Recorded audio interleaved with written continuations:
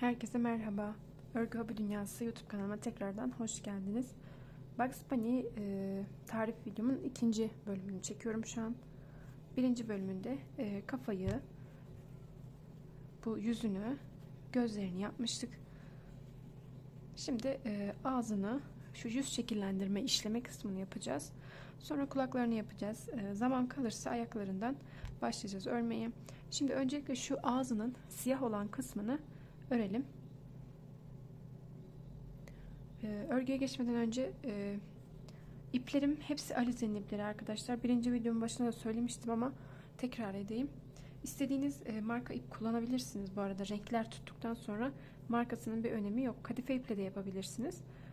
O şekilde de olur. Hatta şu yüz şekillendirmesini, bunun da şu burnunu, şu beyaz kısımlarını kadife ip kullanırsanız daha rahat yaparsınız. Elinizde varsa onu da deneyebilirsiniz ama ben yine koton iple devam edeceğim. Şöyle siyah ipimi alıyorum. Elinizde bulunan bir siyahla da yapabilirsiniz.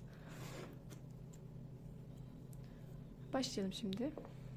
Bunu kenara alacağım. Bunu da şu kenardan gözükmesi yeterli.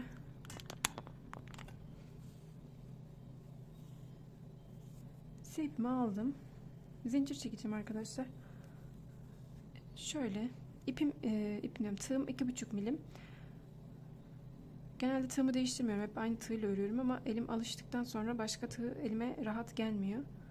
Sabitledim arkadaşlar. 11 tane zincir çekiyorum. 1, 2, 3, 4, 5, 6, 7, 8, 9, 10 ve 11. Şimdi sık iğne olarak öreceğiz arkadaşlar. 11 tane zincir çektim. Birinci değil, bakın en son yaptığıma değil bir öncekinin içinden örmeye başlıyorum. Yani 10 tane sık iğne öreceğim. 1, 2, 3, 4, 5, görünüyor mu? 6, 7, 8, 9 ve bakın 10 tane ördüm. Şu şekilde bakın üst kısmı. 10 tane ördükten sonra arkadaşlar bir zincir çekiyorum. Hemen ikinci sıradayım şu an. İkinci sıraya geçtim. Hemen ikinci sırada azaltmaya başlıyorum. İlk ilmeğime değil, şöyle yaklaştım. Güneşten dolayı çok karanlık çıkıyor olabilir. Perdeyi kapattım ama yine etkilemedi. Şurada ilk ilmeği değil ikincinin içinden örmeye başladım. 1, 2, 3, 4, 5, 6, 7. 7 tane ördüm. Bakın 8.'ye atlıyorum. Yani şu sıradaki ilmeği atlıyorum. En sondaki ilmeğin içine örüyorum. Yani bu sırada 2 tane azaltmış oldum arkadaşlar. İkinci sırada. Birinci sırada 10 ilmeğim vardı. İkinci sırada 8'e düştü. Şimdi bir zincir çekiyorum. Şimdi ilk ilmeğime değil yine azaltma yapacağım. Üçüncü sıradayım. Birinciye atlıyorum. İkinciden örmeye başlıyorum. 1, 2, 3, 4, 5, 6.'yı atlıyorum. Yani 5 tane ördükten sonra bir tane atlıyorum. En sondakinin içine örüyorum. Ve 6 tane ilmek ördüm. Şimdi bir sıra düz örelim burada. 6 ilmek örelim bir sıra.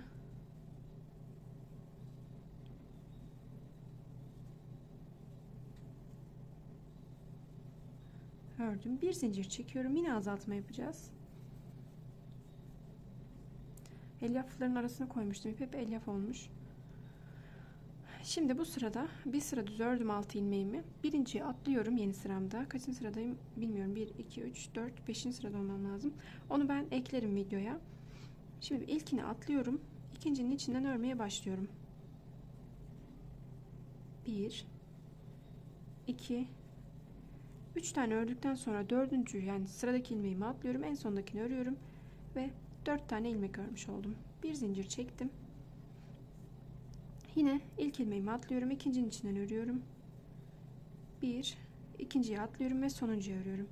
2 tane ilmek ördüm. Bir zincir çektim. Bakın ağız kısmımız tamamlandı arkadaşlar. Şu şekilde. Hemen şuna göstereyim. Bu şekilde ağzımız tamam. Siyah kısmı tamam oldu. Bitirmiştik en son. Bir zincir çektik. Şöyle dikiş payı bırakıyoruz. Dikebileceğimiz kadar. Burada kesip sıkıştırıyorum burayı. Tamam. Bunu buraya dikeceğiz arkadaşlar şimdi. Öncelikle bunu dikelim. Sonra dişlerini, burnunu, ağzını hepsini yapalım. Evet, şu şekilde bakın üstte 1, 2, üçüncünün yarısına denk gelecek şekilde yerleştirdim. Hemen bakalım, teyit edelim. Bakın üçüncünün yarısında. İsterseniz şöyle de yerleştirebilirsiniz ama çok geri olur. Üçün yarısına şöyle üçün bir sırası görünecek şekilde yerleştirin. Ha, güneş gidince çok güzel çıkmaya başladı. Evet, bakın şu an alt kısımdayım. Şuradan üste geçeceğim arkadaşlar. Şöyle bir üst sıraya aldım. Yani şu üçüncü sıranın üstüne koymuştuk ya bunun yarısına. Onu da 2 sıra bıraktım. Aradan çıktım arkadaşlar. Şimdi dikmeye devam edeceğim. Şöyle dönmüş bu. Şöyle düzelteyim. Şuradan en uç kısmından alıyorum bunu.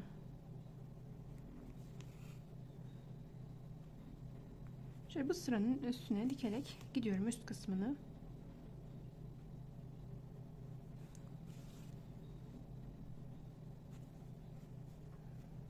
Bu şekilde etrafından dikiyorsunuz arkadaşlar. Çok bir gösterilecek yani artı bir yeri yok. Normal etrafından dikiyorsunuz. Yani farklı bir şey yapmıyorum. Gösterebileceğim bir teknik yok. Normal dikiyorum. Bakın şu şekilde biraz çekiştirirseniz dikiş ipleriniz de gözükmez.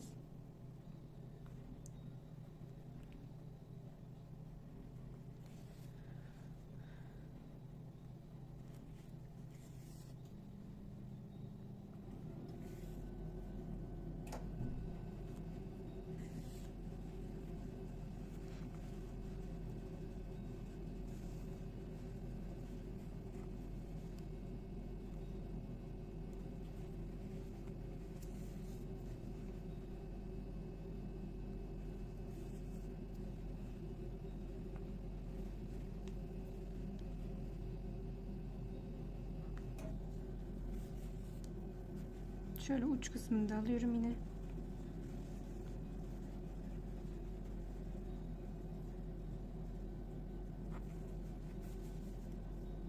Evet, şu ipi şöyle içine atabilirsiniz arkadaşlar.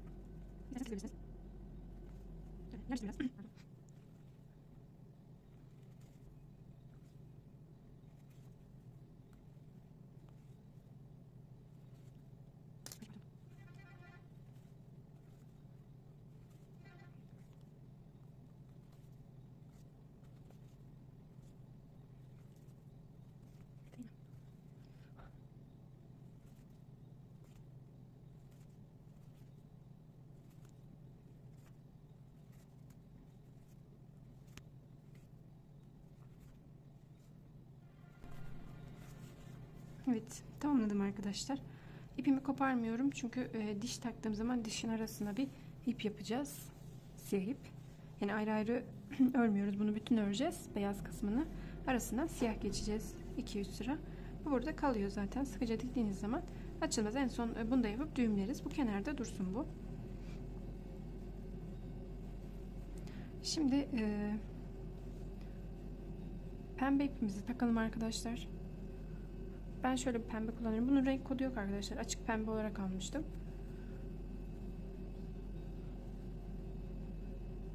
İstediğiniz ton pembe kullanabilirsiniz.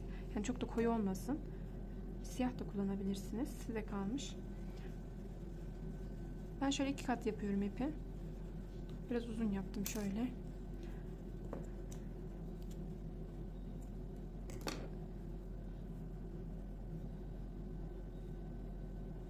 Şöyle düğümleyeceğim burayı.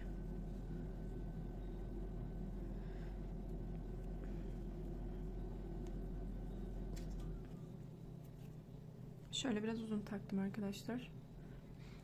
Şimdi şuradan gireceğim arkadaşlar alt kısmından.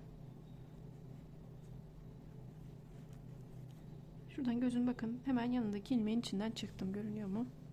Evet, görünüyor şu an. Oradan çıkıyorum. Ucunu düğümlemiştim zaten. Şuradan diğerinin hemen yanındaki ilmekten geçiyorum.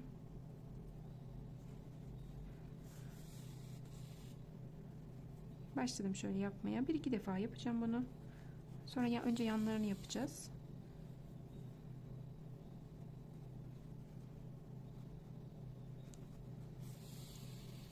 Şöyle yaptım. Şimdi şu ortadan gireceğim. Bakın şuradan gireceğim. Buradan çıkacağım tekrar. Ha, düğümlendi, olsun. Bir iki defa daha yapacağım bunu.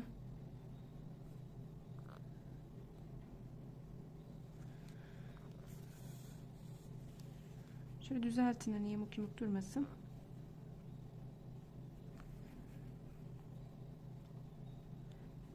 Bir kere daha yapıp diğer yan tarafını yapacağım.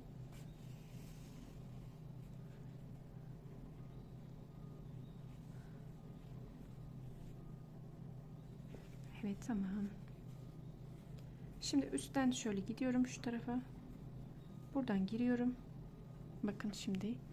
Buradan gireceğim. Şu alttan yine aynı yerden çıkacağım arkadaşlar. Şuradan.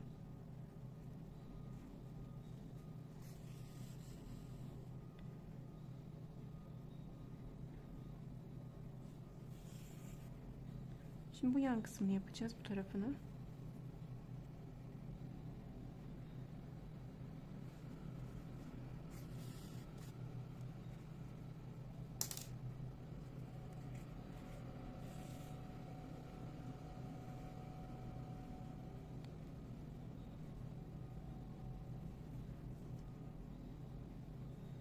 Devam ediyorum.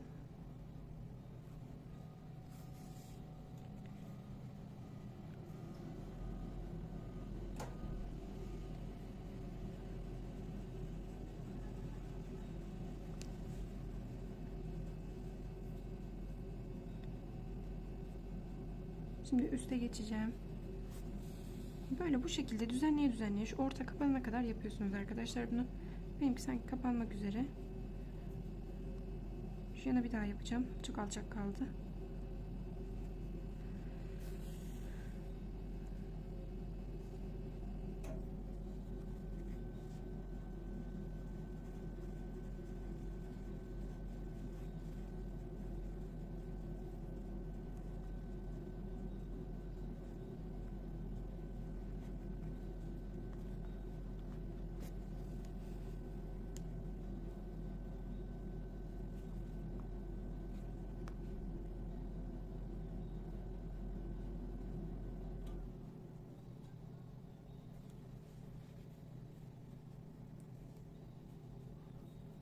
Şöyle içinden geçeceğim bu kez, alt kısmından. Ortadan bakın şöyle geçtim. Girmedim yani içine. Şu orta kapansın diye. Çok da çekiştirmeyin burayı. Şekli bozulur. Tamam.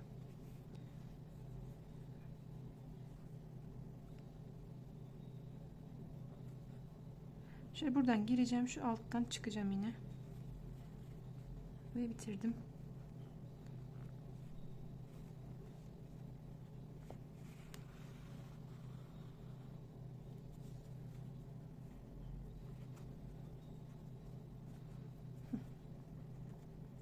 Kenarlarına da beyazları geldiği zaman şuraları kapanacak şöyle. Yani şunun gibi bakın.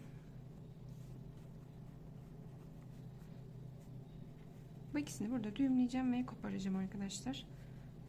Sonra beyazla devam edelim yapmaya.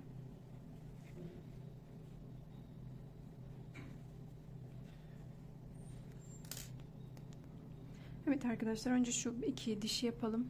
Ondan sonra beyazla orayı yapalım. Hemen beyaz ipimi aldım. Diş öreceğiz şimdi. Çok kolay, zaten hiçbir şey yok burada. İşlemek istemedim. Yani işleyebilirsiniz ama işleyince güzel durmuyor. Ben denedim onu. Şöyle 1, 2, 3, 4 tane zincir çektim. Üçüncünün içinden örmeye başlıyorum. 1, 2 ve 3. Şimdi bir zincir çekeceğim ve dönüyorum. 1 2 ve şöyle alttaki katını da alın, yanda kalan. Tek katından almayın burayı. Şöyle yaptım. Bir zincir çektim. Dikebilecek seviyede bırakıyorum bunu ipine.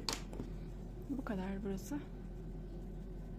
Bunu dikeceğiz buraya arkadaşlar. Hemen dikelim. Şu kısımda şöyle dikeceğiz bunu.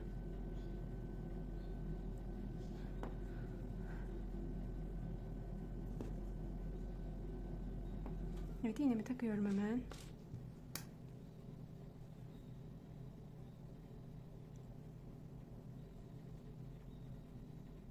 Evet, şu şekilde yerleştirdim arkadaşlar. Hemen şuradan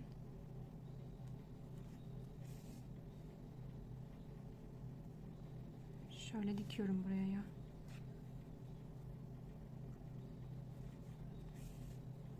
Dediğim gibi işleme de yaparsanız, hani eliniz alışkınsa işleme yapmaya işleyebilirsiniz ama bence çok güzel durmadı yani bana göre.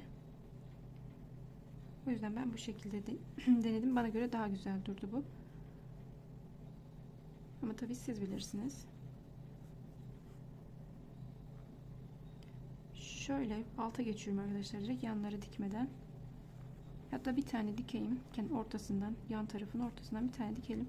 Çok fazla bir dikmeye gerek yok arkadaşlar. Şöyle şu ip ortasına aldım, bakın içine. Şöyle kapatıyorum orayı.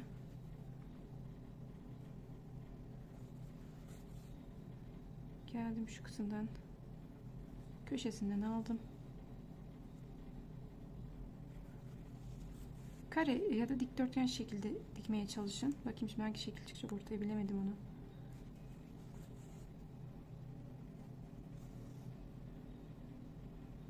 Alttaki siyah da hani dikiş olduğu için burası biraz böyle yan durabiliyor. Bunu açınızı ayarlayın artık elinizi. Dikerken orantılayın. Şöyle bunu yan tarafa doğrudan bir tane alacağım.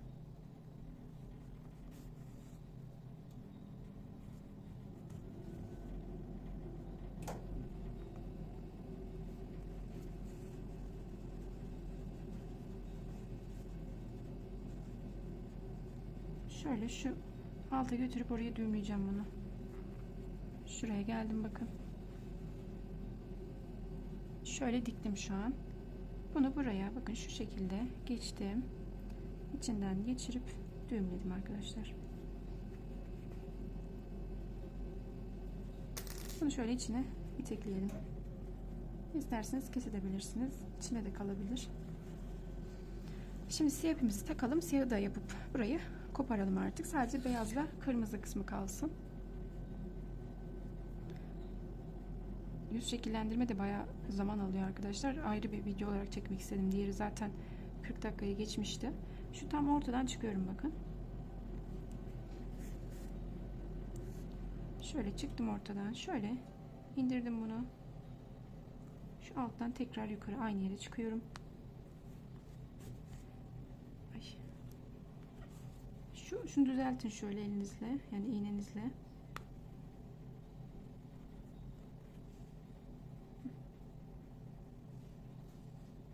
Şu çekin biraz. Bir tane daha yapacağım.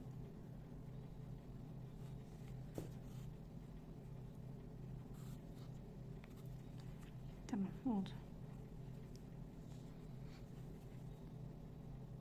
Şöyle yandan girdim. Şu kenardan çıkıp oraya düğümleyeceğim arkadaşlar bunu. Sonra yok edeceğim. Girdim. Ay, girdi. Tekrar gireceğim oraya.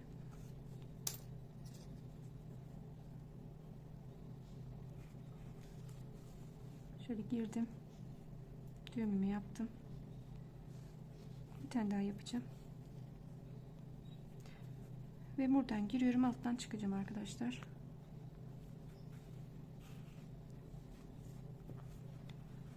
Şöyle şu şekilde oldu. Şimdi beyazlar da geldiği zaman buraları da kapanacak zaten, şu kısımları. Bunu buradan kesiyorum. Bu içeride kalsın. Evet, şimdi beyazı takalım. En sona kırmızı kısmını bırakacağım, çok az.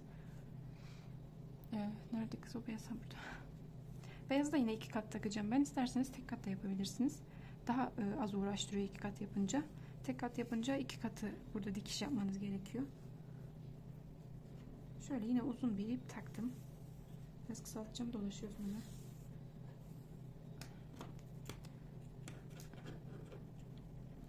Evet, ucunu düğümlüyorum şöyle birbirine.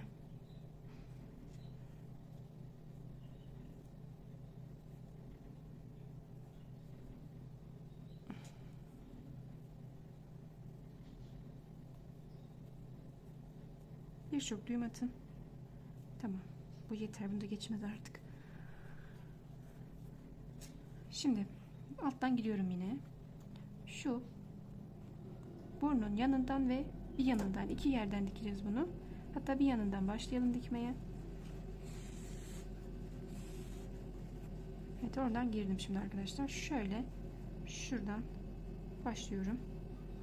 1-2 tane oradan, yani 3-4 tane buradan, 3-4 tane de bir önceki yerden, yani şuradan yapacağız. Yani buraya kapanana kadar, şekil alana kadar oraları böyle geçin içinden.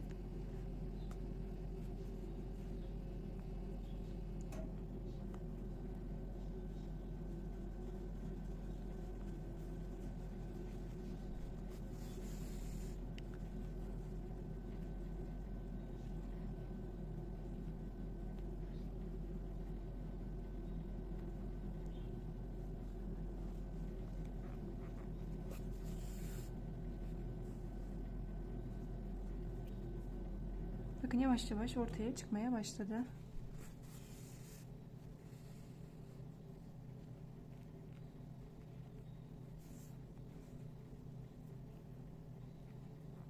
Hemen bir yanından çıktım bakın. Oraya da yapacağım birkaç tane. Ay, takıldı.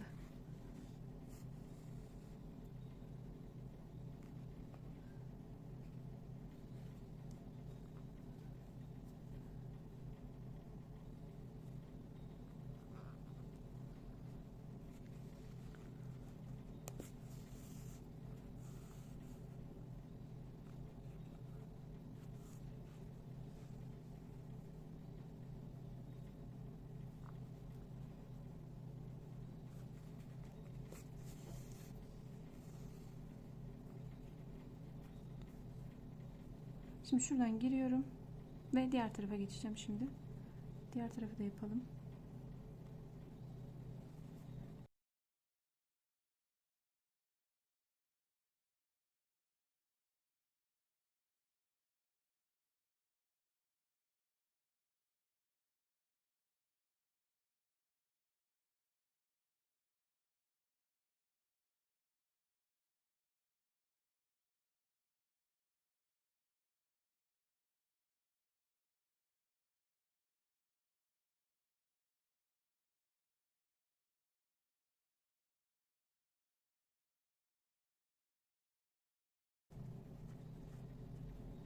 Bence yeterli oldu arkadaşlar. Şöyle son kez şu düzgün olsun diye yapacağım. Buradan giriyorum ve alttan çıkmayı düşünüyorum. Girebilirsem.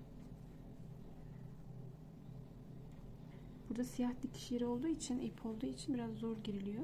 Şimdi gireceğim şuradan. Girdim. Ve alttan çıkacağım inşallah. Evet. Düzelteyim. Tamam. Şöyle düzeltin, elinizle yerleştirin artık. Ve bunu düğümleyeceğim buraya.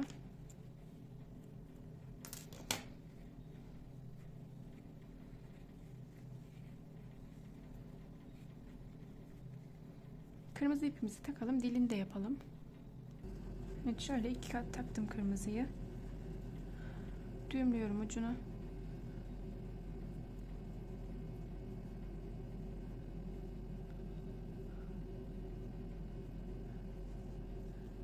Şimdi alttan giriyorum yine.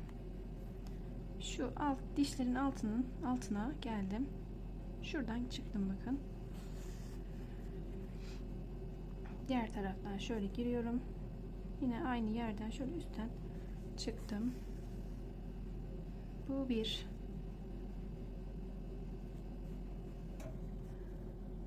Şöyle 2 tane yapacağım, yeterli arkadaşlar. Diğeri çok kaba oldu, 3-4 defa geçmiştim. Çok minik bir dil olsun şöyle. Bakın bu daha kaba duruyor. Şöyle daha minik olsun. İsterseniz siz daha da çok yapabilirsiniz. Şöyle bunu düğümlüyorum ve kulaklarla devam edelim arkadaşlar. Başka yüzünde bir şey kalmadı sanki. Evet, yüzünü tamamladık. Kulaklarla devam edelim. Şimdi kulak yapımıyla devam ediyoruz. Kulağı için gri ip zaten görünüyor. Şu şekilde koyayım bunu. Evet, gri ipimi alıyorum. Sihirli halkamı yapıyorum arkadaşlar. Yine yapıyorum. Bir tane sabitledim ve 6 tane ilmek başlıyorum. 1 2 3 4 5 ve 6. Sihirli halkamı kapattım. İlmek kaydırma yapacağım yine. Hani kafanın üst kısmında yaptığımız gibi. Belirleyici kullanmıyoruz burada da. İlmeğimi kaydırdım. İkisinin içinden bir zincir çektim. Sihirli halkanızı olabildiğince çekin. Sıkıca kapansın orası. Şimdi örmeye başlıyorum. Her ilmeğin içine bir tane örüyorum arkadaşlar. 6 tane ilmeğim var. 6 tane örüyorum. Birinci sırada 6 tane ilmek örüyoruz. 3 4 5 ve sonuncu örüyorum. 6. Şurada biraz çok boşluk kalmış olabilir ama ilmek yok orada arkadaşlar. Şu şekilde biraz kapatarak ilk ilmeğin içinden ilmeğinizi alın. Biraz çekiştirin şuradan ipinizi. Biraz zor bu kısım. Şöyle geçirin, bir zincir çekin ve düzeltin. Orayı şöyle düzeltebilirsiniz. Bakın oldu bile. Şöyle düzelttik şimdi. Şimdi örmeye devam ediyoruz. İkinci sıradayım şu an. İkinci sırada bir ör bir artır yapacağım. Bir ör, bir tane artır. 3 defa bunu yapacağız. Bir ör, bir artır. 3 defa tekrarlıyorum arkadaşlar. İkinciyi yaptım.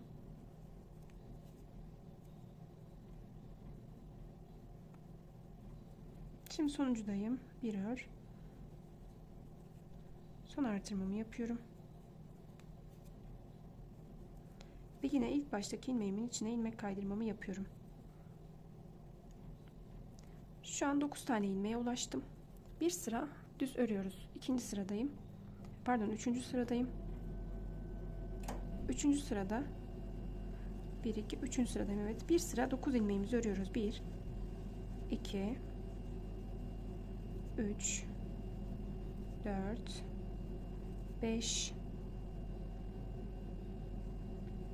6 7 8 ve 9. Sonuncuyu da ördüm. Yine ilmek kaydırmamı yapıyorum.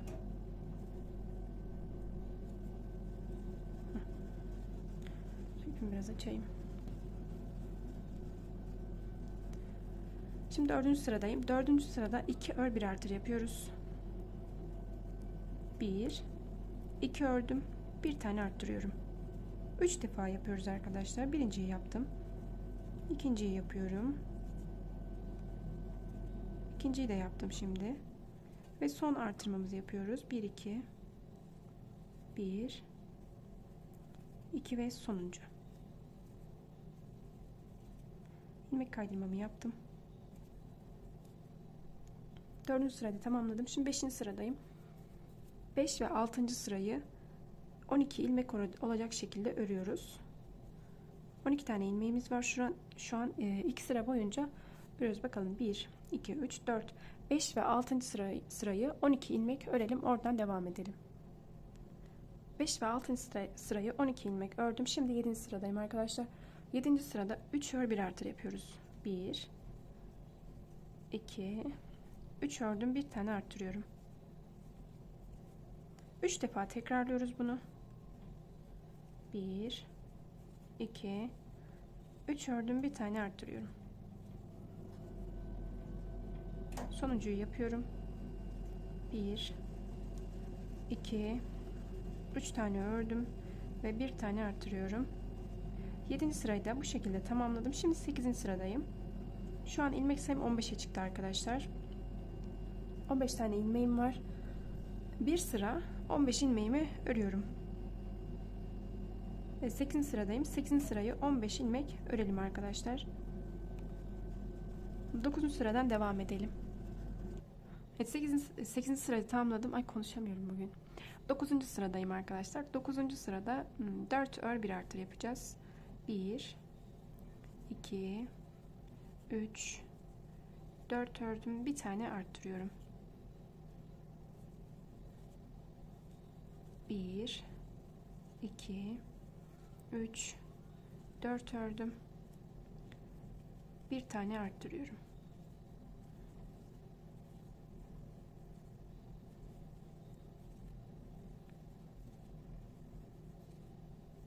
Üç defa yaptım bunu.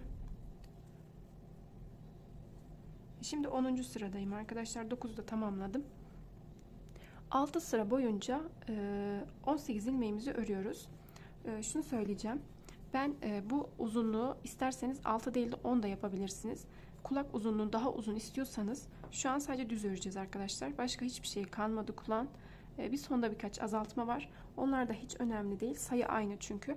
Kulağı daha uzun istiyorsanız şu kısmı örüyoruz şu an. Şu uzunluğunu artırma eksiltme yok. Ne kadar uzun olsun istiyorsanız o kadar örebilirsiniz burayı. Ben şu uzunluğunu 6 sıra yaptım. Siz isterseniz 10 sıra yapın. Yani daha uzun kulaklı bir tavşan istiyorsanız bu size kalmış. Ben 6 sıra öreceğim. Oradan azaltmalarla devam edeceğim. Videomu durduruyorum. 6 sıra ördükten sonra devam edeceğim. İstediğiniz kadar sıra örebilirsiniz buraya.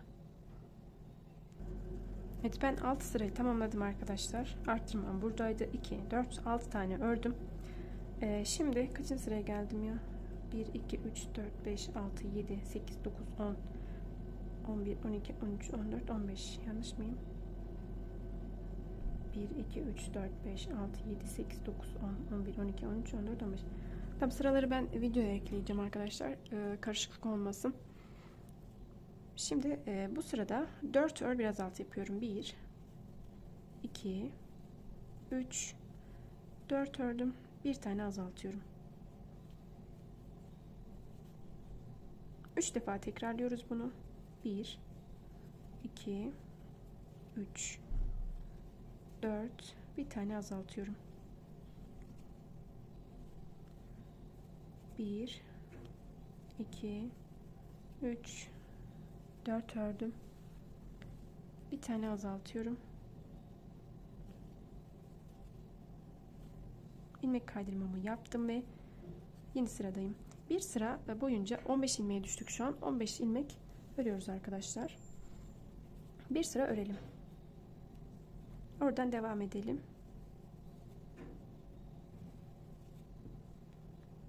Hadi, sırayı tamamladım arkadaşlar. 15 ilmeğimi düz bir şekilde ördüm. Şimdi son azaltmamızı yapıyoruz. 3 ör bir azalt yapıyoruz. 1 2 3 ördüm. Bir tane azaltıyorum. 3 defa tekrarlıyoruz bunu. 3 defa 3 ör bir azalt yapıyoruz bu sırada. 1 2 3 bir tane azaltıyorum. Son azaltmam 2 3 ilmek sayım 12'ye düşüyor arkadaşlar burada. Son bir sıra 12 sık iğnemizi örüyoruz. İpler dolaştı iyice. Şimdi bitsin, onu açacağım. 12 sık iğnemizi bir sıra örelim.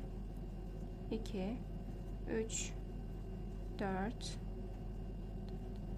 5 6 7 8 9 10 11 ve sonuncu 12 ve ilmek kaydırmamı yapıyorum. Kulak hazır arkadaşlar. Şöyle dikiş için şu kadar bir ip bırakıp koparabilirsiniz. Makas uzaktaymış, biraz makasla kestim.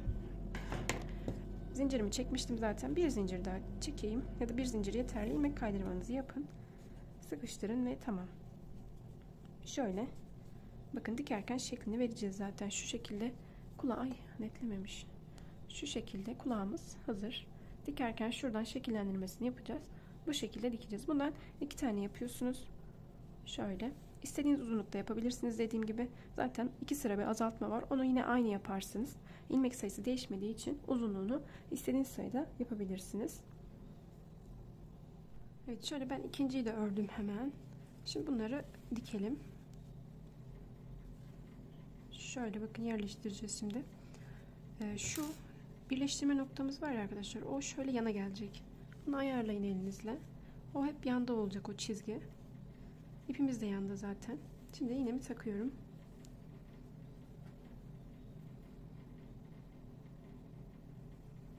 Evet, şöyle bakın, ipim burada. Şöyle elimle düzeltiyorum ve şurayı büktüm bakın. Büktüğüm kısımdan şuradan, önce şuradan bir çıktım arkadaşlar. Aynı olduğum yerden bakın. Şu şekilde geçtim. Dış kısımdan şöyle içe doğru ilmeğimi aldım. Yine aynı yerden geçtim bakın şöyle. İpimi de altta değil, şöyle üstte bırakıyorum. Ve burayı kapattım şöyle. Bir tane daha yapacağım. Bir arkadan daha birleştireceğim burayı. Şöyle aldım.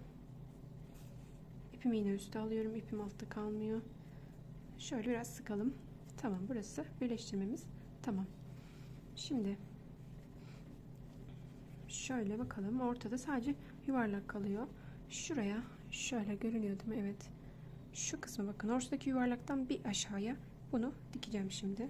Çok geriye değil, tam böyle ortalı dikeceğiz. Ne öne ne arkaya. Şuradan dikmeye başlıyorum bunu ben.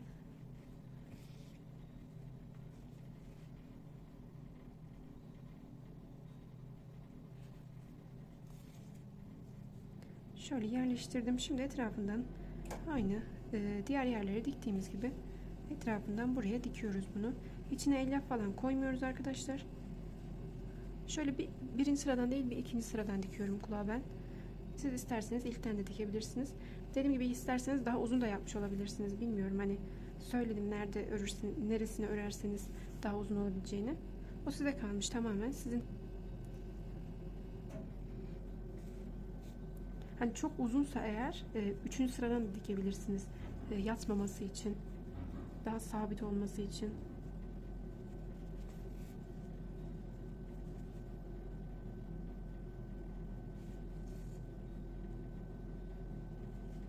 Şöyle ben etrafından diktim buraya.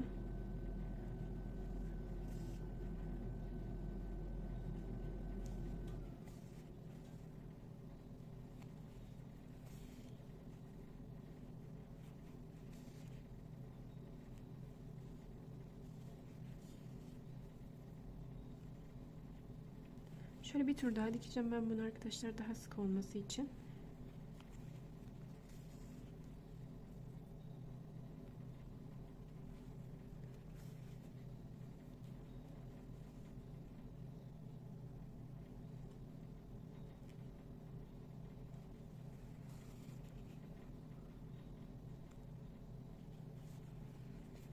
Diğerini de dikeyim arkadaşlar. En son halini göstereyim size.